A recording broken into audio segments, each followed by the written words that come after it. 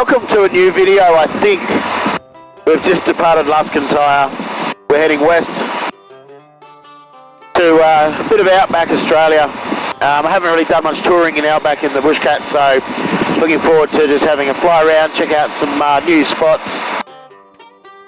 Got a few days, maybe even a week to have a look around. So stay tuned and hopefully enjoy the views.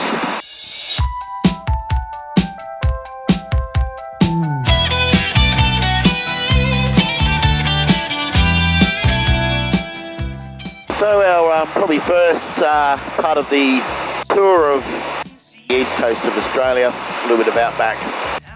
We're currently flying over the Great Dividing Range, and also known as the Eastern Highlands. It's Australia's largest mountain range, 5th longest land-based range in the world. So there you go.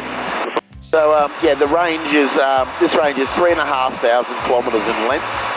For American friends, that's just over 2,000 miles. Traffic, what was 0 Fox 2131, long final runway 28 traffic walk.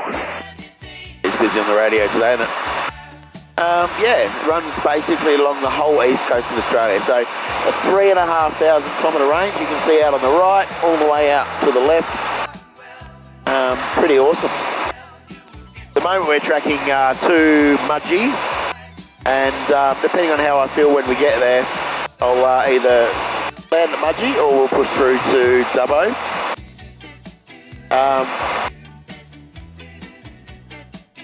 The scenery down here on the left is amazing, but we're pushing into a massive headwind. I'm talking probably about 15-20 knots on the nose. We're literally almost going backwards, so it's going to be a bit of a haul this morning, sorry, this afternoon. 1017, 6 Alpha. No, we're getting there, ever so slowly. So first stop of our Wild West, west of the East Coast, but still the East Coast. I don't know what you want to call this trip, we'll come up with a name for it. Anyway, we're just about tracking to join a 3-mile final here, runway 22 at Mudgee. Not sure what Mudgee's renowned for. I need to Google that, and I will. But get on the ground here. We'll get a quick bit of fuel, and I reckon I'll get back in the air. I think we can make Cobar tonight. If not, it'll be Dubbo. If not, somewhere between Dubbo and Cobar. So that's the plan. Standard sort of checks as our brakes are on and off. The undercarriage, which is, you know, your wheels are down, locked, definitely in this aeroplane. Mixture's rich, make sure that chokes off. Fuel is sufficient and on, and we make sure everything's secured nicely. I've got a seatbelt around on my bags. And yeah, just fly the final leg, and obviously because we're slow, I'm not going to slow it up till we get closer. There's one aircraft taxiing out, so we don't want to hold him up too much. And we'll aim for the second taxiway just because that'll let him come out. It's actually very pretty. Lots of vineyards around here.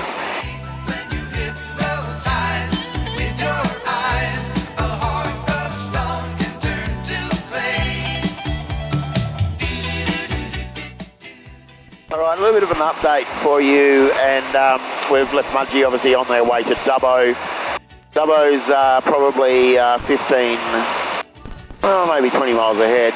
You can see it up there in the distance. And at 8,500 feet we're copping 35 knots on the nose. I'm at near 5.5. Runway 1129 for runway 23, Dubbo traffic.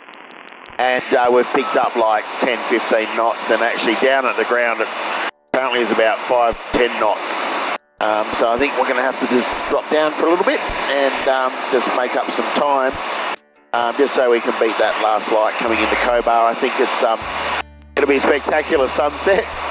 We just want to make sure that we're on the ground safely before last light. So it'll be a good trip actually. It's always a bit of a challenge with these longer legs. Probably should have left a little bit earlier, but actually I think we'll make up time. At the moment I'm showing I'm going to be in. We can maintain this speed. We'll be in Cobar with about 15-20 minutes to spare, which is good. Traffic 5, Camera Bravo, now going to track overhead the field to join downwind runway 23, overhead at 10, traffic to Namble. So that's the plan. There we go. Okay, so we are just coming beam Dubbo now, the township on our right hand side. A lot of solar panel farms. Generating a lot of electricity, I guess, doing their thing, I don't know. What's your thoughts on solar panels? Don't work well at night, do they? Anyway, we're going to stay to the left of the field. There is 2 commercial aircraft coming in behind us, but they can see us on their radar, which is great. And the airfield there on the right hand side, so we're a fair way to the south, and definitely making better speed now that we're down a bit lower, so I might even drop down a bit lower for a bit just to see if there's some gains, because another 5 knots would just be nice. Dubbo traffic, Rec 6832, joining a 5 mile final, runway 23, Dubbo. Rec 6832, traffic Dubbo, 5244 overhead, Dubbo Echo Charlie, shortly turning onto a 10 mile final. Runway 23, Dubbo. So there's our 2 commercial aeroplanes, and they're coming in from 23, which is on our right, so definitely should not be a problem for us.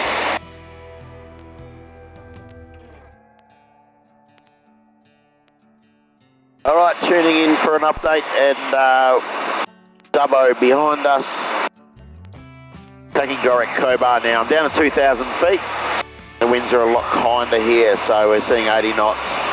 When we were seeing 50 knots, so I've gained 30 knots. So, flying into the sun for like literally 3 hours non-stop. Very hard to see out the front. My eyes feel like the sun's burnt my retinas out of them. But anyway, we're 34 miles to run, and looks like we'll be in about 15 minutes before last light, thereabouts, which is good.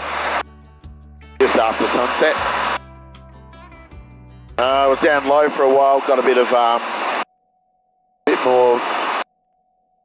more ground speed. It's I'm back up to near 4,000 feet now, and it's not too bad. And it's obviously a little bit warmer outside, so just keeping an eye on temperatures and pressures and things like that. The main road on our right hand side, it's not too far away, which is for the main, I guess, highway through to Cobar.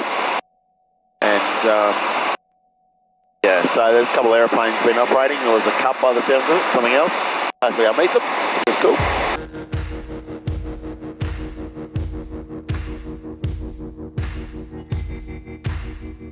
Righto, we're coming in 20 miles now. Sun's due to set in 4 minutes. And we have another, technically, half an hour after that for last light. So it's all gone to plan, and I'm staying up high just so I can get a better view of the town, and I'm going to do a straight-in approach. 2-3. But what a fantastic view and a fantastic evening. No bumps, as you can see. It's pretty nice up here, pretty special.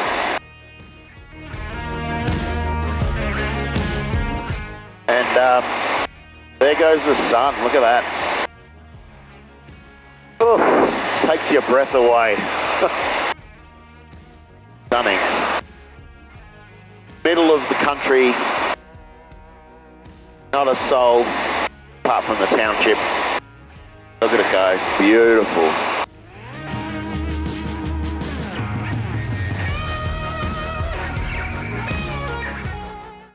And I think finally I can see the town up ahead there on the right.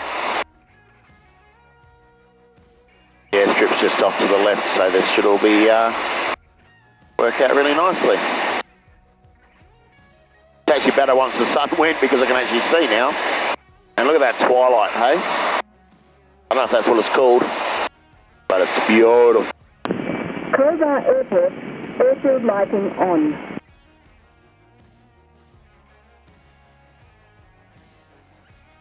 Okay, so I've turned on the runway lights. Can't quite see them yet, but I'm sure we will as we get a bit closer. Our lowest AP is for about 2,500. Actually, as we get closer to town's 2. And an elevation for the airstrip of 724 feet. So that's the township in front of me there. Obviously a lot of mining around this town. Airstrip off on my left. And all the lights are on, so we're going to just track this way into a 3 mile to basically intercept the runway centre line and fly her in. We made it. And I've still got technically 13 minutes. Actually, I've got 15 minutes to spare. Not heaps, but that's okay.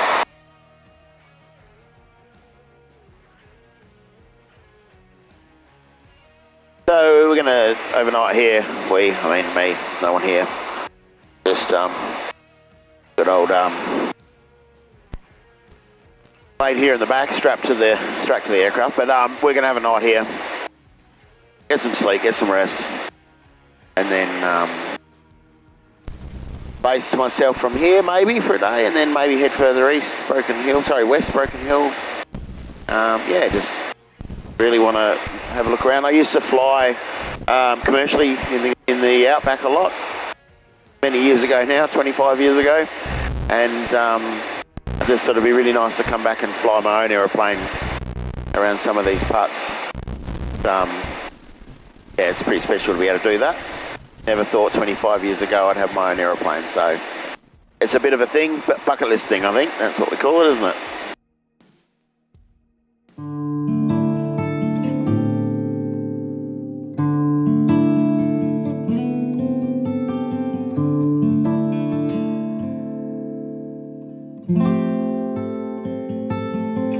Look at that.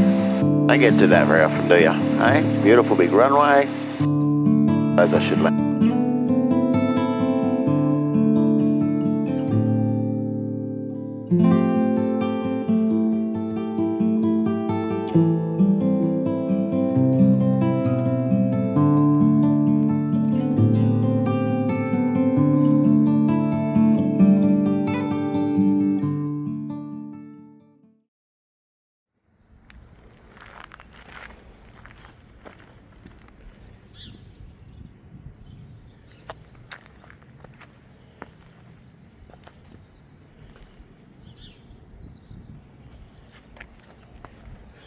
So just in Cobar, and this is the hotel, which actually has its own actual legitimate mine shaft. How cool is that, hey? Welcome to Cobar.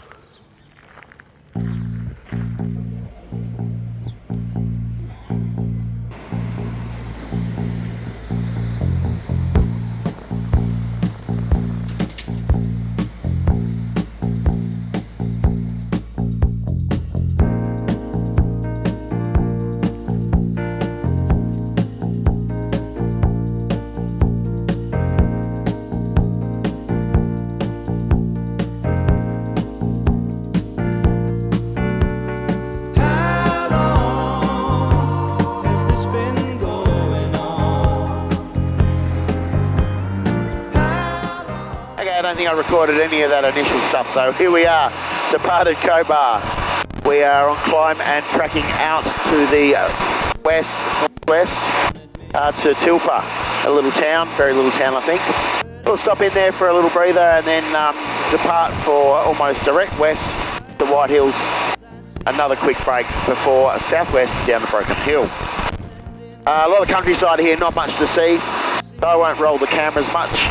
But if I see anything exciting I can go and have a look at, I will make sure that I include you all. Thanks for tuning in, and yeah, that was Cobar in a Cobar traffic Pelican 823, backtracking runway 23 Cobar. In a very short tour of Cobar.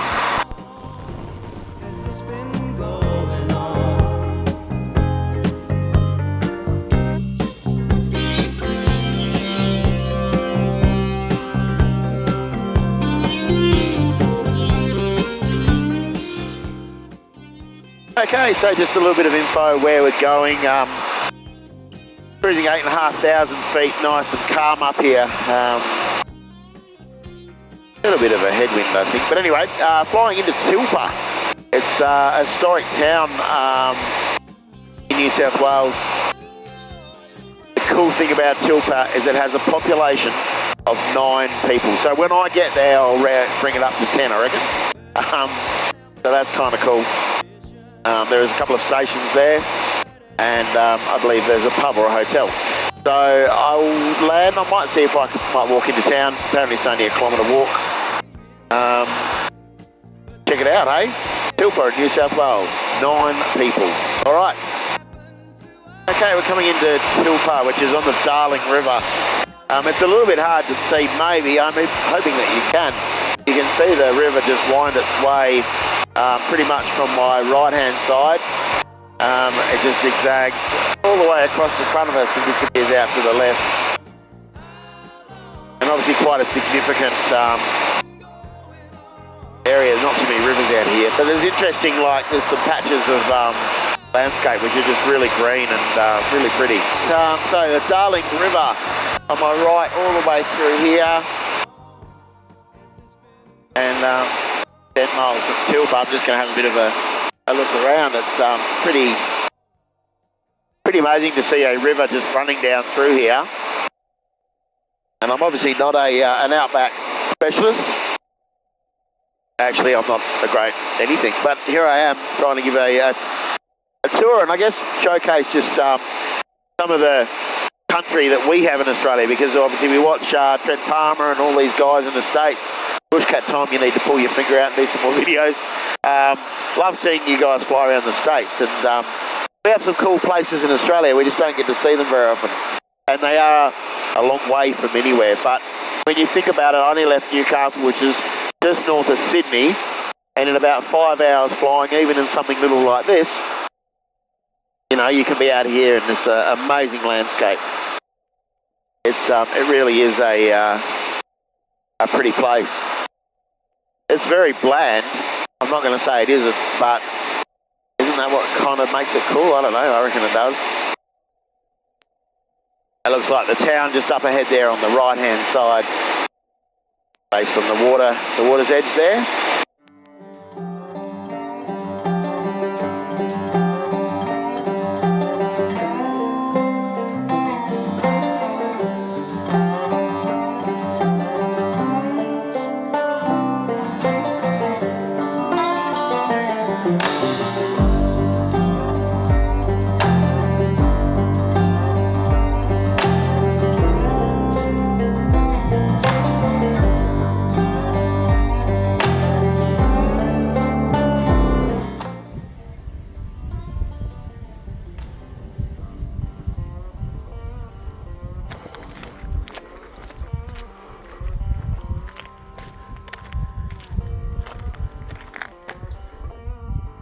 So, boat ramp even at Tilpa. Not a lot happening at the pub. Bit of a ghost town. I think all 9 people were there. Pretty quiet place. So, not hanging around. We'll just keep going.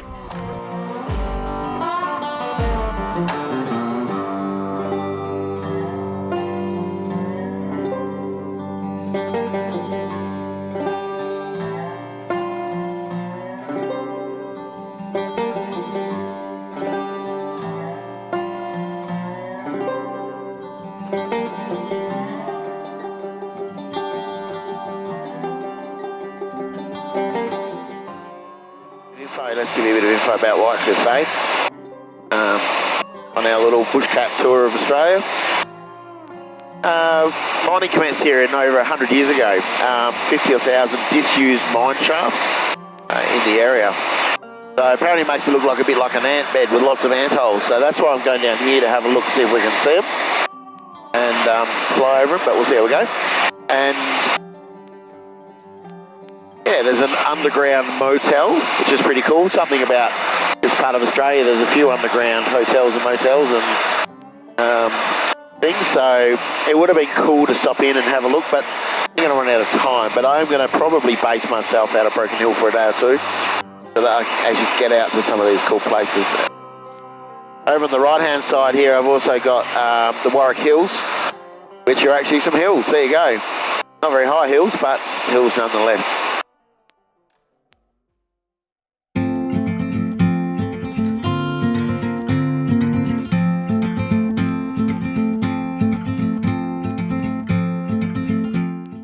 I'm just going to come in and do a little bit of a fly around the town.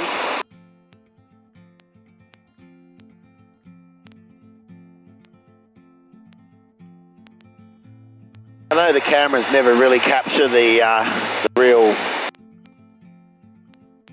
significance, like the appeal of these places, but I'm hoping it does an okay job.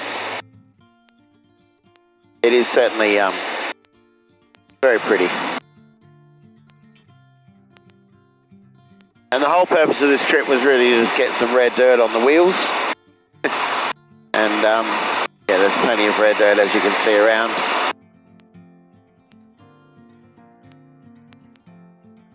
It does look like a few of these houses are just about built into the dirt. To the you have a look at all the roofs on the houses here on the right. They're actually level with the ground. So they are basically underground houses. Look at all of those. And hopefully you can see them in the camera, but yeah, they're all even. So they have got a roof, but they all back into the ground. So I think it gets very hot here, obviously, and that does just provide them with some insulation. Yeah, look at that. That's so cool. There's no backyard because the backyard is just dirt. Like there's one there being built. Big holes in the ground.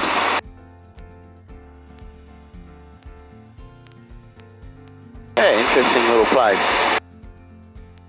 And then there were pretty much, you can see all the little holes here. The ant I'll get it in a minute, the ant mounds, which is all the old mine works. Yeah, that's a lot of them, isn't it? I'm guessing there's people still out there looking for opals or whatever it is they're looking for out here.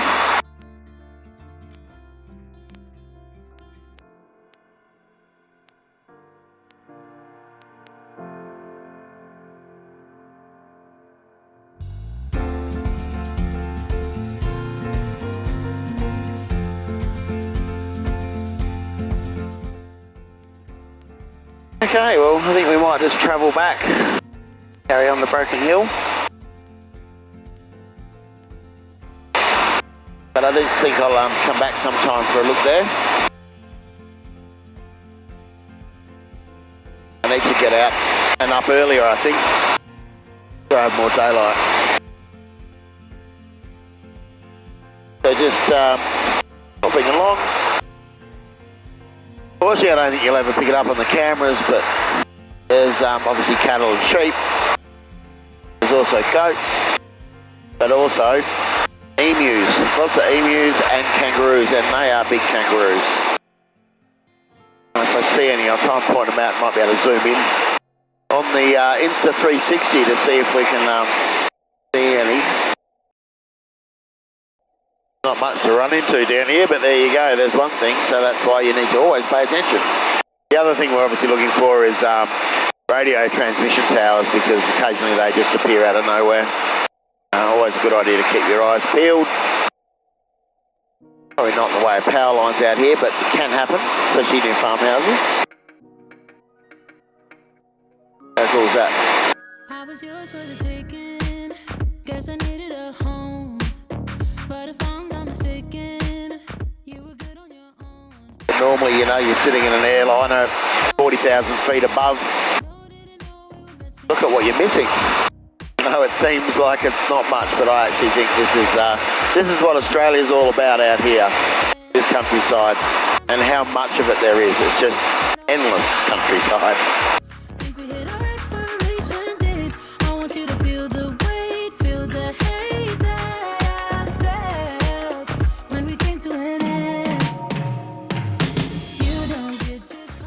Okay, so we've been in the air, me. Oh, you can't see him, hang on. He really is. Fish back there, isn't he? There he is. Oh, Bushcat Tom. Oh, keep following the aeroplane mark. There we go. There he is. You'll probably see him now if I swing around. Woo, there he is. Look, see? That's who we is. Anyway, just coming to Broken Hill and trying to find a station I did some work on just recently, but I can't. So I'll have another look tomorrow. Broken Hill's looking good. I've just been plodding around today because no rush. Bought myself some time. Been in the aeroplane for 2 hours and 45 minutes, so my legs are starting to go, hello. Can we have a go at walking, please? I'll give that a crack when I get in a bit closer. No, it's been nice.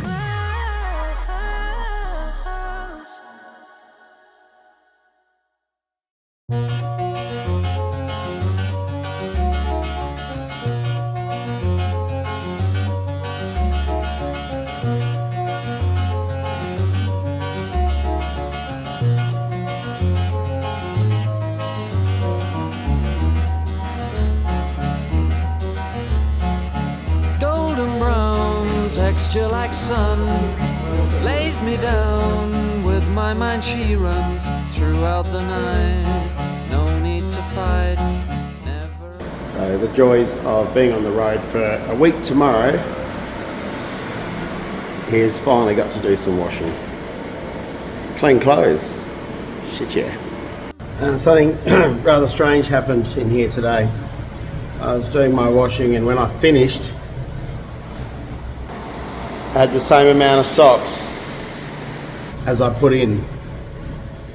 No extras, no lonely socks, just the same amount. Wish my kids could do that.